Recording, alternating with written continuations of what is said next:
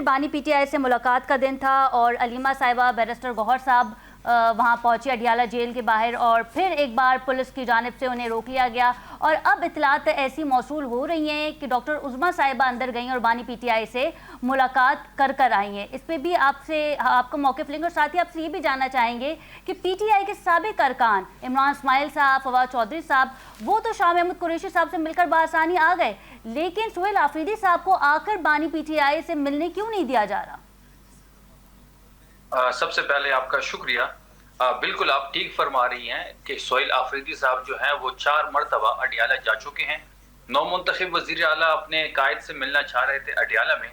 یہ سب آپ کے سامنے ہیں۔ انہوں نے مشاورت کرنی تھی کابینہ کے بارے میں، انہوں نے مشاورت کرنی تھی صوبے کے گورننس کے بارے میں، انہوں نے مشاورت کرنی تھی صوبے کے امن و امان پہ، انہوں نے مشاورت کرنی تھی پارٹی کی تحریک کے حوالے سے۔ اس کے باوجود کہ وہ اس وقت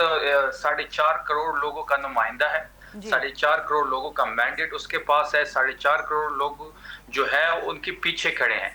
اسلام آباد کے ہائی کورٹ کا حکم بھی ان کے پاس تھا، لیکن اس کے باوجود ان کو 4 دفعہ اڈیالہ میں اپنے قائد سے ملنے نہیں دیا گیا،